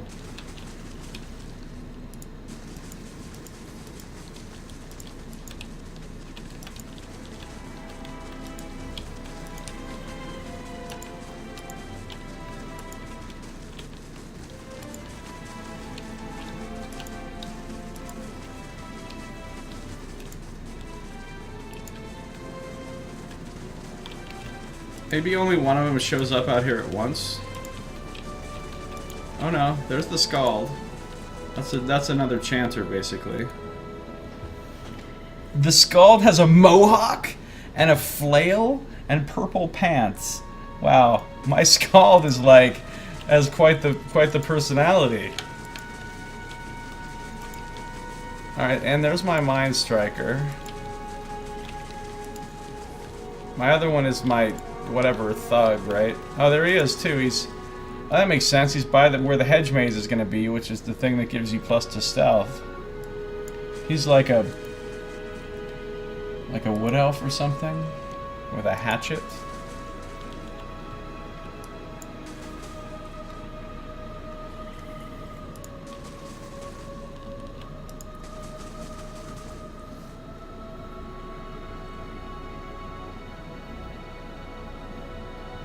Yes?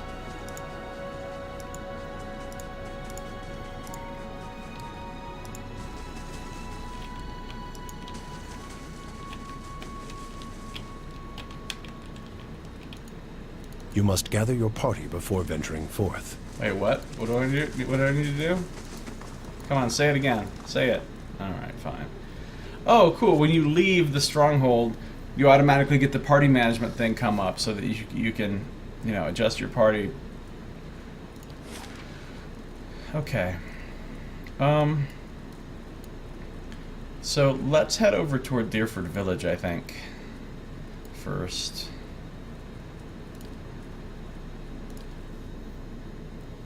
Goodwill closed from not paying. Purple is all he could get. Yeah, my unpaid. Like, listen, you're unpaid, yes, and that sucks. But let me put it to you this way: at least you're not in the dungeon, sir. And I have a fully functional dungeon. This dungeon is fully operational. Following your lead. Connor, what do you know about this place? Yes, my friend? You don't know anything about this place. Not a thing. I'll take some notes. That was helpful, thanks. Ready, Watcher. No Okay. problem. I'm just gonna kind of... Light, flame, and sound. I'm just gonna kind of stick to the... Well, the road just kind of goes one way, doesn't it?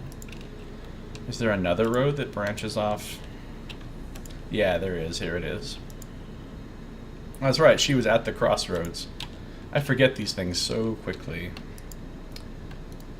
On your word, of course. And east to... Now, what do we have going on for guns? For weapons? Durance?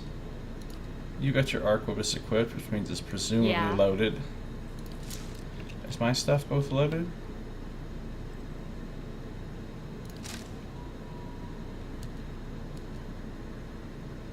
Eh? No problem.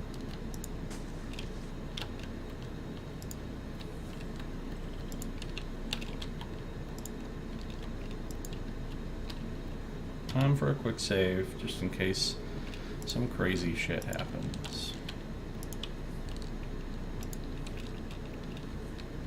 They made it pretty easy just to get across the maps from one area to another without, you know, much trouble. Of course, the maps are kind of small.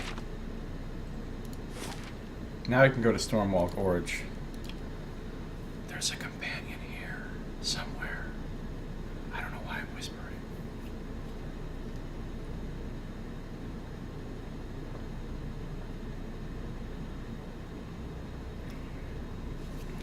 Ooh. It's all rainy. Hello, dear.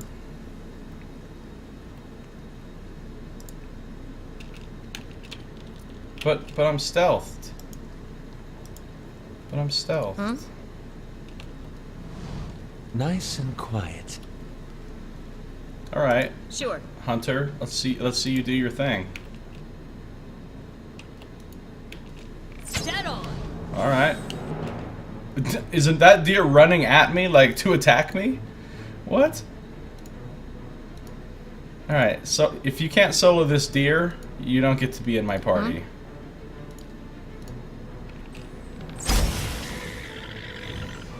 All right. I guess she's got it. Ready, Watcher. All right. Well, she can kill deer, so I guess she counts as a hunter. Time to see and not be seen. Sure.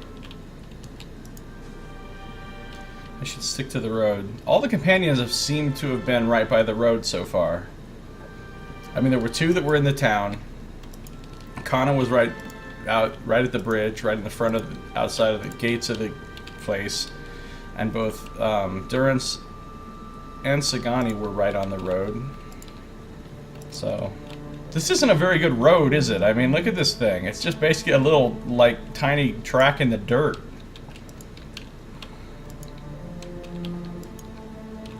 On a day like this, where it's all rainy, this whole thing would be so muddy. Seems like it would... Ooh, wait a minute. A person has died here. Get that deer to join up along with the wolf and cat. You can have the whole farm. Yeah. Right? Oh, enemy spotted. Lion. Okay, now. I'm scared of lions. I mean, not like I'm scared of lions in real life. That's not like a phobia I have. I mean, I fought some of these lions in the backer beta on Path of the Damned difficulty, and they are cans of whoop ass. So maybe we'll just be careful here. I don't think I can... Well, let's see. I'm this champion of stealth here, so... Sneak up. Sneak up. You can do it. Ooh, stuff. Well, I will take that. Oh, they don't see me. Oh my god, oh my god, oh my god. They're detecting me so fast. I can't fight your lions right now, sirs. Point the way. See if you can go get those mushrooms. That's your second task. Okay. Got She's it. a hunter and a gatherer. I'm impressed. No? I shall be quiet as a calm sea, which is... What is her going into here. stealth line? Got it. It's not her line. I'll see what I can find. It's also not her line.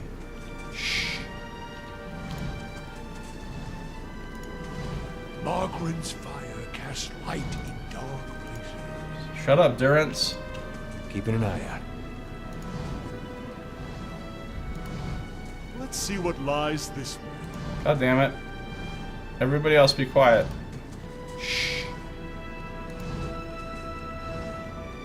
And what does the flame reveal? She is just not going to say her stealth line right now. I'm on the trail. Oh, she just did! Right after I said she's not going to do it. Oh, I just made it through the zone without finding... Okay, now I can go into Deerford Village. Well, let's just back it up. So, I can go down...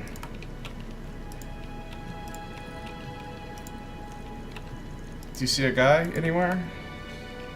Your eyes peeled for a guy. Hopefully that wasn't him.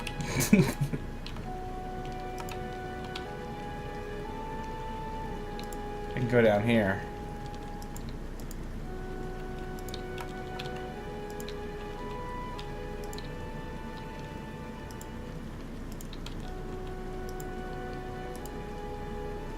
Ah.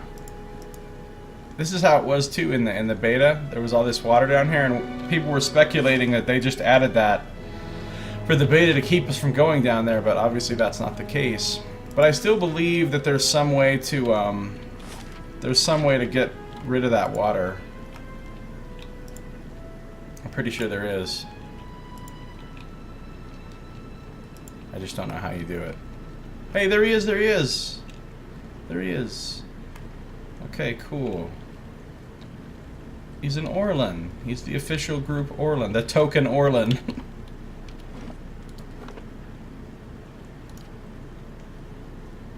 And we got the token Amawa and the token big person and the token little person. Okay. Let's chat him up. Let's chat him up. He looks like he just killed a deer, so we know he's got some skills. Either that or he just found a dead deer.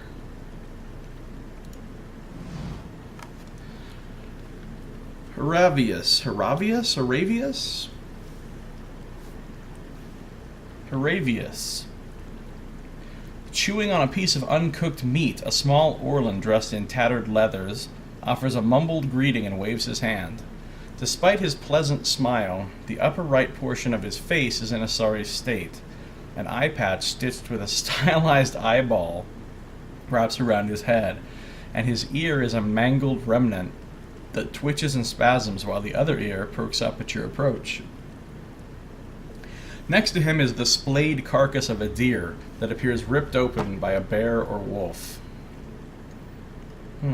So he didn't kill the deer. You hear a gurgling rumble next to you. Sagana places her hand on her stomach. Her eyes are on the carcass.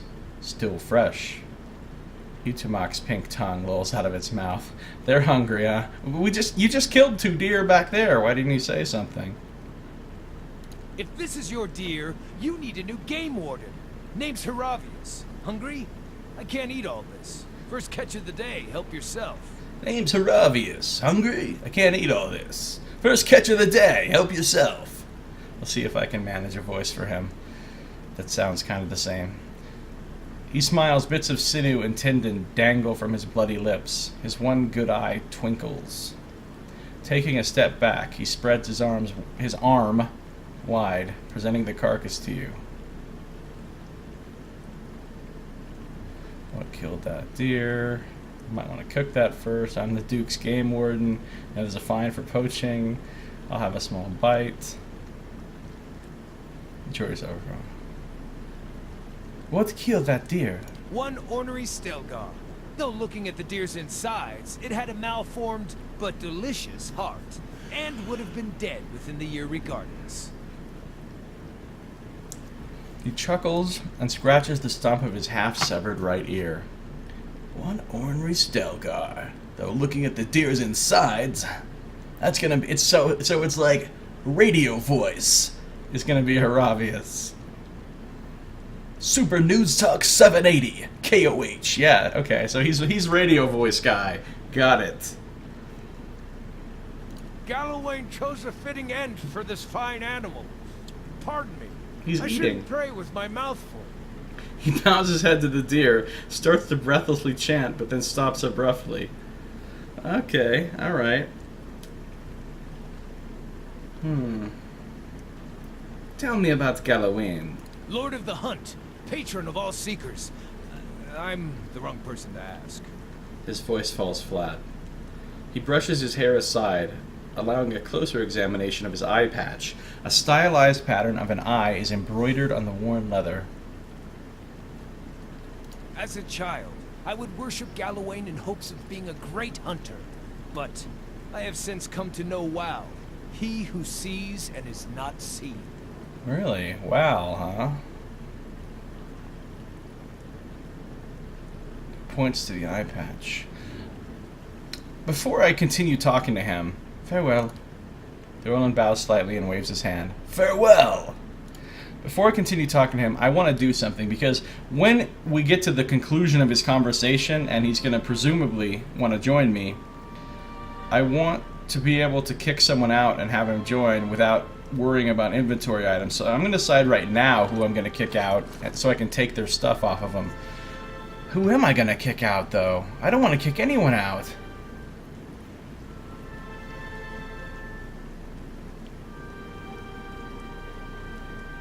I gotta kick someone out, though. I guess it will probably be Aloth.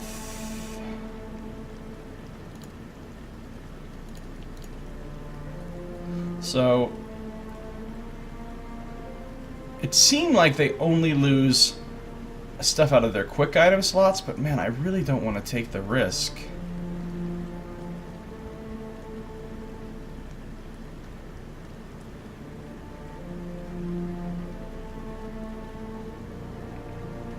So I think I'm gonna take all his stuff.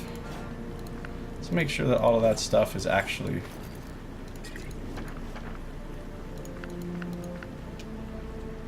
Make sure all that stuff actually went in here. Okay, it looks like it did.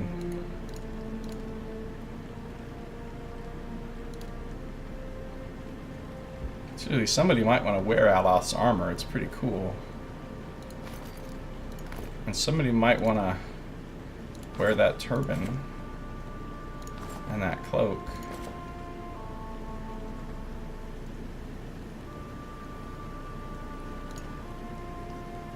Somebody's definitely going to want those potions and these scrolls. What else did he have?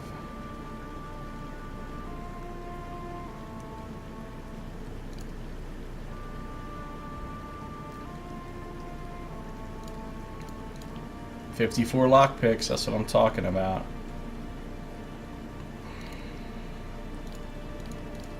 What else did he have besides 2 scrolls and a potion? Nothing, right? Because he had one thing open.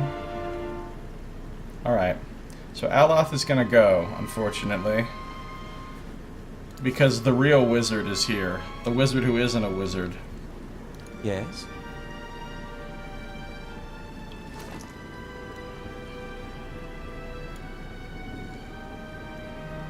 He may join us again yet, but for now he's about to go chill back at the. I mean, I guess I shouldn't send him back naked. Here, you can have something to wear, Aloth. There you go, buddy. He actually looks kind of cool in that. All right.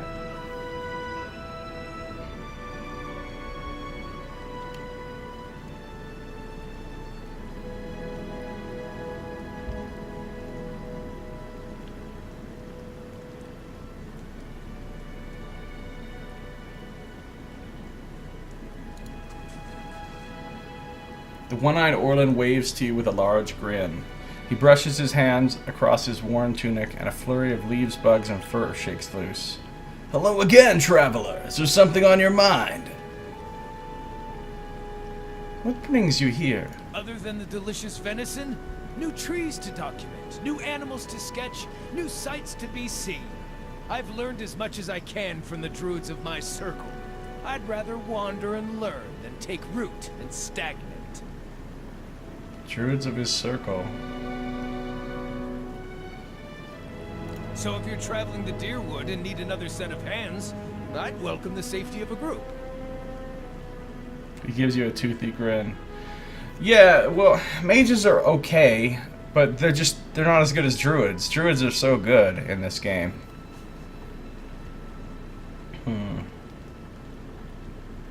A druid's assistance would be welcome. I'm trained by the celebrants of Hawk and Ivy of the Fisher Crane tribe. Whoa. I know more than my share of nature magic, and, well, I don't shy away from a good fight.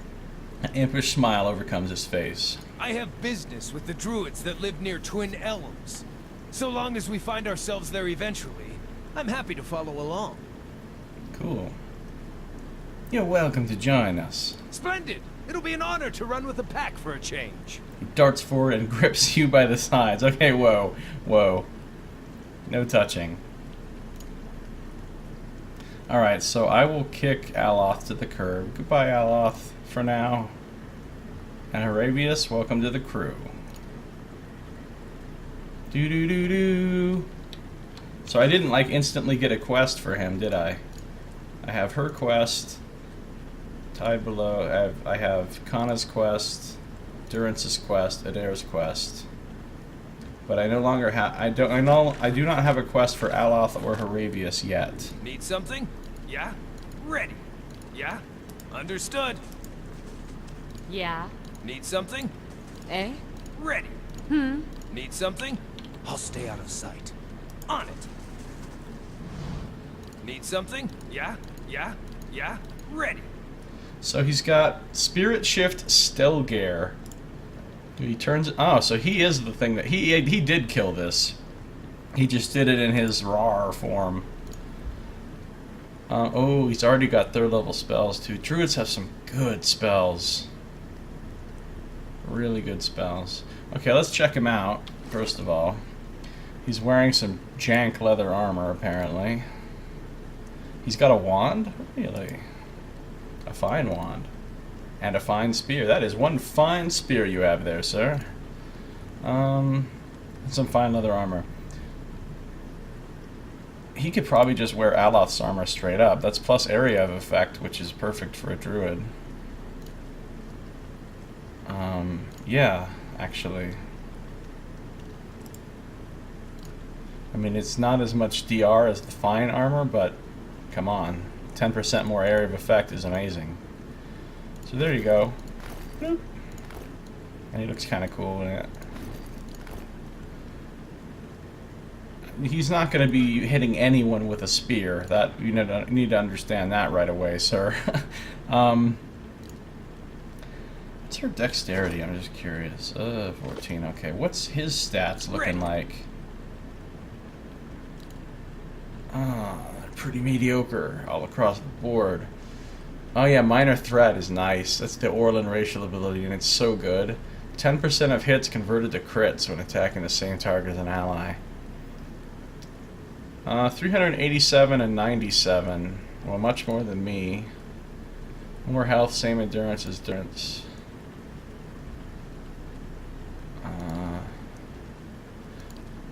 Yeah. He actually has a fair amount of endurance, but okay. So level 5. He's from Arglanfath. He's a drifter. Decent, pretty good con. Decent dex, but not real great. Shitty intelligence though, which is horrible because he needs that AoE. He's a little bit of stealth. He's a boatload of survival too, just like the ranger. My god. And he has surprisingly low lore, so he can't use like level 2 scrolls. What's up, Photon Joker, by the way? And hey, Flying Trout. What's up, man? How long is this game? Oh, no, you don't understand. I've barely played... Well, I probably haven't even played a quarter of this game. Like, this playthrough is going to be super long for me. Now, there's people that have already finished it. There's people that finished it in under 50 hours, but I am not one of those people. I'm one of the people that will be playing it 200 hours or something, or more. Oh, look how many spells he has. Now, what does he have here that isn't a spell? Cat Flurry attack he can use in his other form. 33% attack speed bonus for 10 seconds once per rest. Oh, okay. 400. It could be. Well, probably not 400. 300 maybe.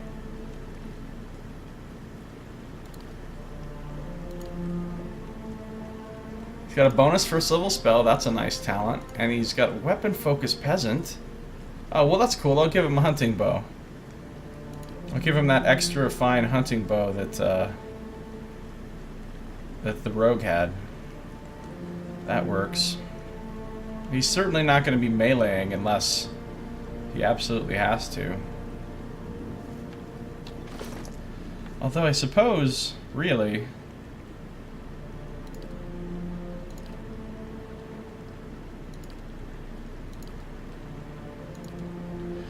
He has more business being in melee than Kana does, to be honest.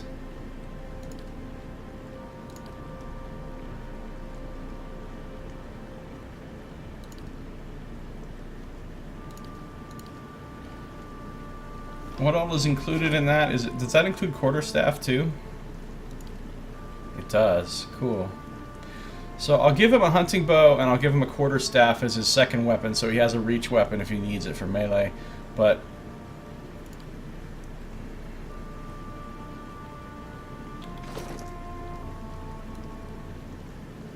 look at his...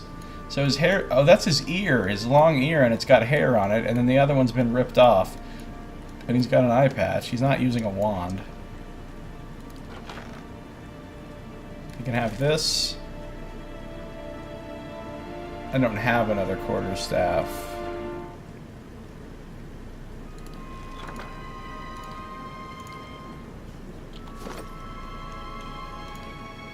Hatchet. Maybe he'll use a hatchet and a shield.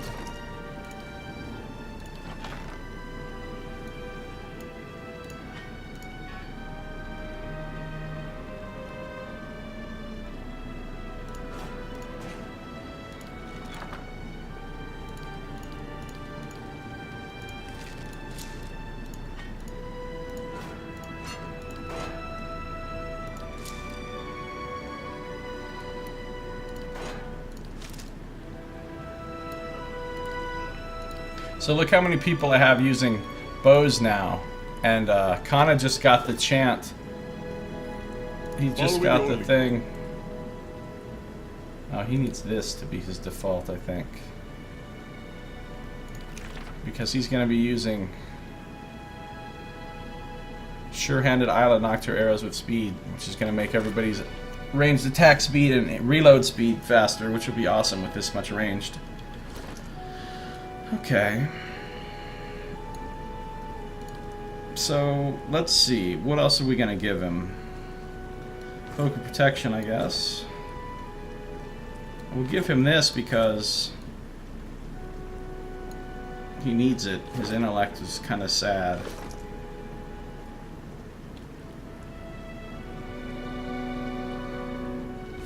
What's his lore? 3. So he can use these scrolls, but he can't use the Ray of Fire.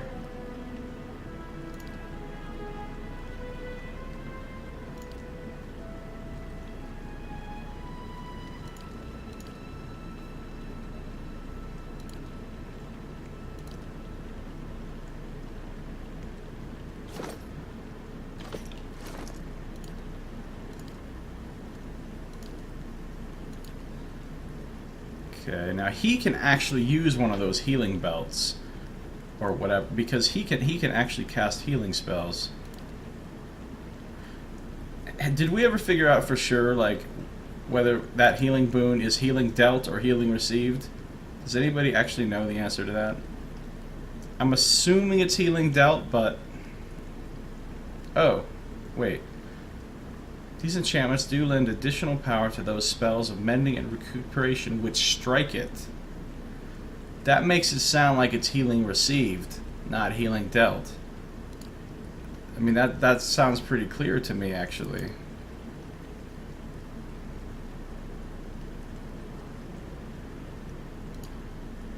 I'm thinking it's healing received. But he doesn't have a thing to use.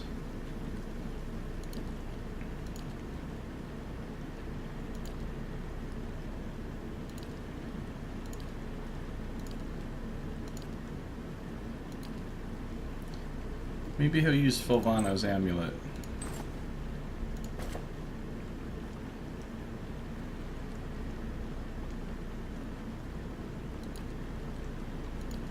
His will is shitty.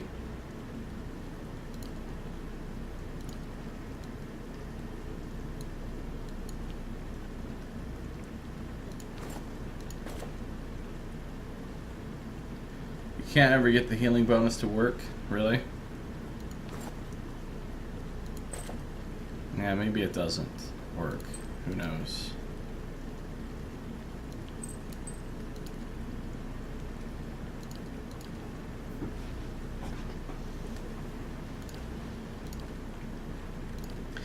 Okay, anyway. Do we have anything else to give him? No, put that hood away. Are there any other scrolls I want him to have?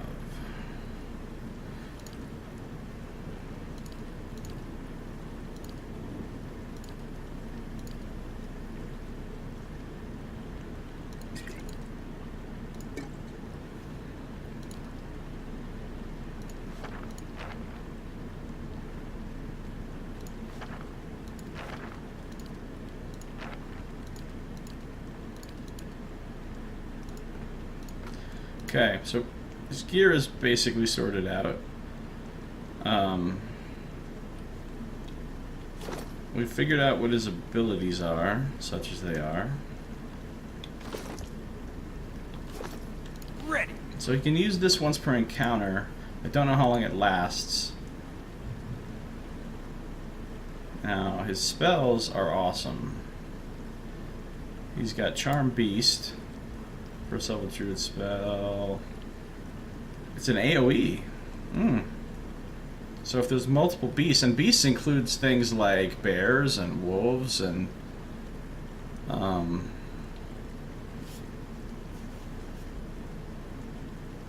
lions, and I wonder if spiders are included in beasts. An AoE heal charm as a first level spell is pretty good though, if it works. Dancing bolts, big radius, decent range, shock damage. Summons a flurry of thin bolts of lightning hitting enemies in the area of effect with shock damage.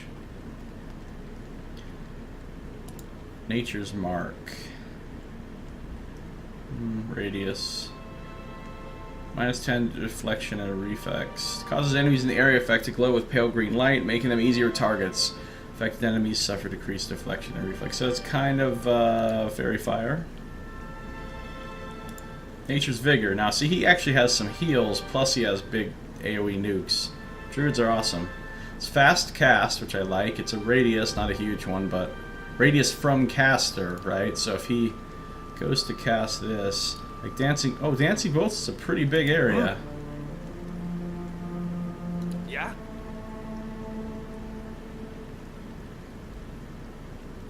Oh, if I cast that, it will be... Need something? Oh, that's combat only, alright. But a heal over time that's pretty decent. And a bonus to maximum endurance for that time. Draws on the invigorating power of nature, creating a mild regeneration effect and raising max endurance on party members. It's not bad. Sunbeam is good. Small radius. Nice burn damage and a 16-second blind on the enemies in the radius. Calls down a shaft of intense sunlight, burning and potentially blinding enemies in the area of effect. That's pretty hot. Adam says, test it with a couple heal pots and a spell that gives friendly fire. Yeah, I could do that. I could do that. So this is now not that kind of heal pot. The kind that gives you a direct instant amount. Plus 59 endurance.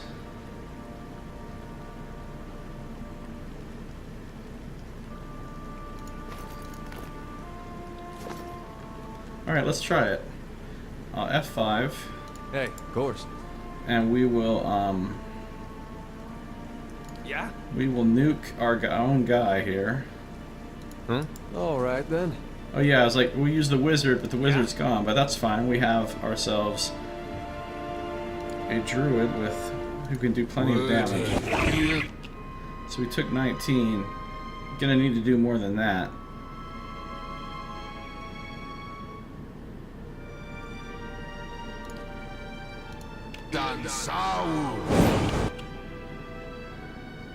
Let's get him a couple more times just to make sure that. See, he regenerates so fast, though. It's gonna be hard to. Oh my god. It's because it's out of combat. Yeah, I can't test it while we're out of combat. Because he can't maintain enough damage long enough to get hurt bad enough to, well, I guess if everybody beats on him.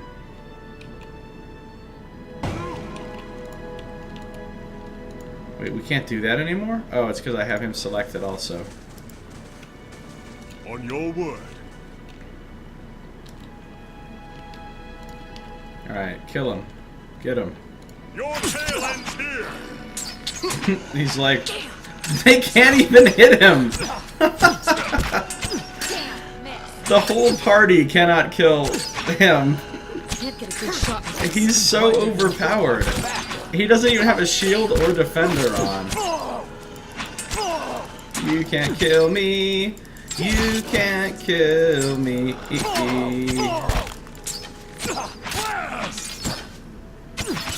They're whittling down his health, but they can't get his endurance down low enough. Let's see if I can use, like, the most damaging stuff possible here. Let's throw a sunbeam on him. Eh? I don't think I even have any. I don't think I even have any attacks that'll hurt him on my. Eh? What? Could Pillar of Faith him, maybe? Ready, Watcher. Can I mark him? Hey. No, it won't let me. It's enemies I'm only. here. I could shoot him with that, though. Following your lead. I need to get his health down, or his endurance down really low so that he can properly use a heal and we can see it work. Yeah, just attack him. On your word. Hey. Following your lead.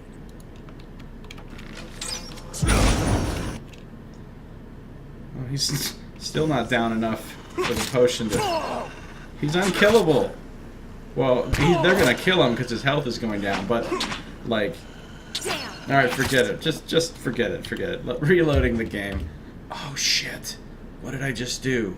I just saved and loaded a game on the map that Heravius is from, so I might have just accidentally screwed up his stats. Like a boss. Let's see. Intellect 13. What was his intellect before? Was it 12 or was it 11 originally?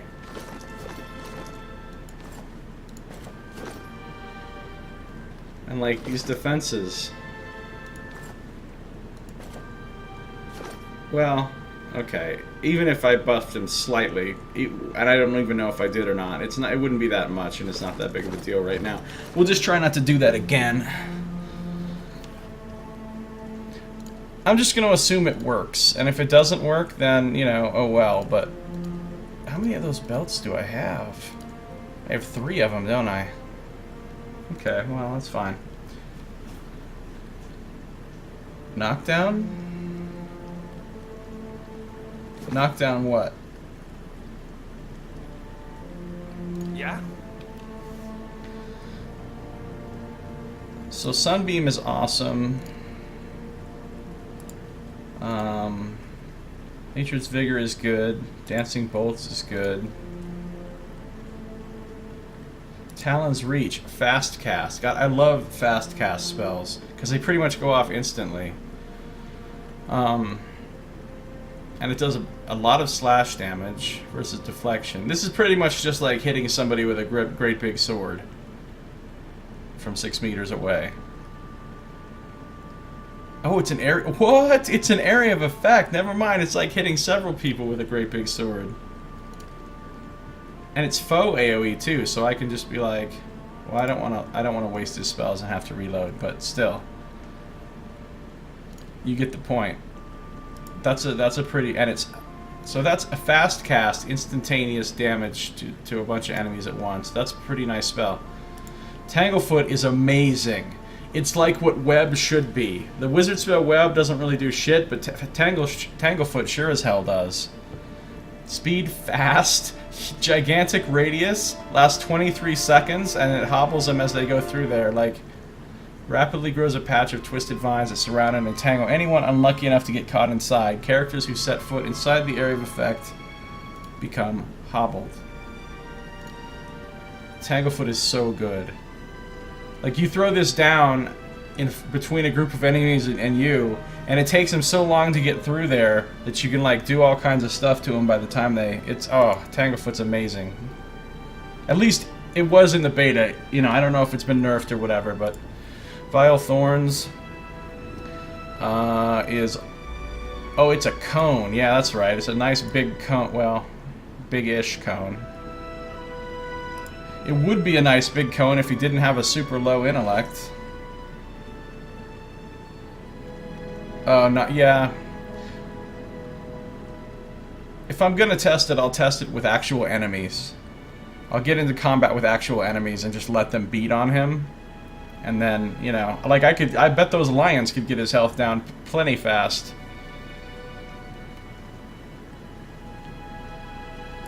So Vile Thorns is a nice big cone. It does friendly fire though. Some pierce damage and sicken, which is not one of the best status effects. It's okay, but so that one is Pierce damage, potentially sickening anyone in the area effect. Shoots sharp thorn vines up through the ground. That one's not my favorite. He has so many other good spells. And Winter Wind is another really good one. Really good. It is a pretty big cone, I think. It does a lot of freeze damage and a push. Causes an icy... So, yeah, I love this spell. Icy Wind of incredible power to arise, pushing back all in the area of effect and inflicting freeze damage. Look at that. Look at the size of that cone. Look at the size of that cone. So the enemies are coming and they're all up in our shit. Like, you know, when they're all up in our back line. Can just do this and be like, boom, and get them all the fuck out of there. And the push breaks all the engagements, so then all my guys can run away if they need to. And it does a lot of damage. Of course, it will affect us too, right? That is a faux AoE. I mean, a non... Yeah. So that'll friendly fire, so I have to be careful with it, but still. It's a cool spell. Okay. I'm going to look at the rest of his spells and I'm going to talk to him. here in just a second, but that's going to happen in our next episode. That's going to do it for this one. This has been Josiah Plays Pillars of Eternity.